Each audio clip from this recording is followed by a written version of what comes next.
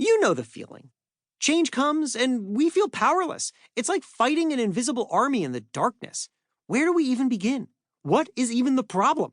We don't feel like we have the time to truly understand the situation, and so all we want to do is make it stop. Then we make one of two irrational decisions. We either go into a defensive crouch and do absolutely nothing, or we make a rash decision that we hope will solve everything. Neither option tends to work out well. In this first section of the book, we'll explore where the panic comes from and how to calm it. But first, let's look at how panic can compound into gigantic mistakes. And the result, in one case, was pink margarine.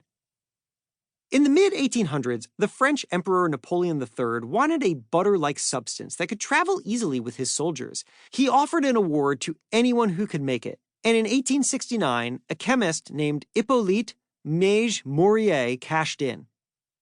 He created a concoction out of beef tallow that spread like butter, and he named it oleomargarine. Soon, this new food, first called oleo and later called margarine, traveled across the Atlantic, where it became a lifeline for many Americans.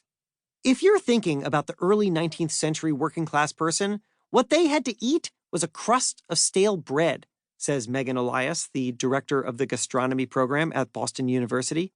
And putting some kind of fat on that not only made it go down a little easier, but it also gave them nutrients that they weren't getting otherwise. These people may have preferred butter, but that was rarely an option.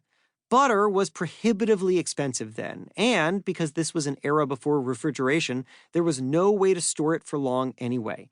Margarine, on the other hand, was cheap and fatty. It was valuable. The butter industry saw this and panicked.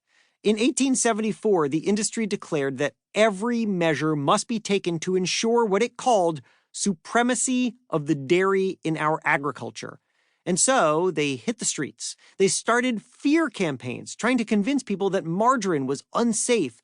By the mid-1800s, they'd helped 17 states pass some kind of law to regulate margarine, and 7 states had outright banned its manufacture and sale. In 1886, Congress passed the Oleomargarine Act, which made the stuff far more expensive to produce and sell. Lobbyists then convinced many states to mandate that margarine be dyed an unappealing color, usually pink or black, but also red and brown, so that it would look unappetizing. Now, maybe you say, that's not panic, that's just fierce competition. But I disagree. The butter industry could have stepped back and explored why people preferred this cheap butter-like substance. It could have taken steps to make its own product cheaper and more accessible, thereby expanding its marketplace. Hell, refrigeration technology was right around the corner. An innovative butter executive could have pioneered this new cooling process and been a hero to all. But instead, Big Butter saw a change and wanted to stop it.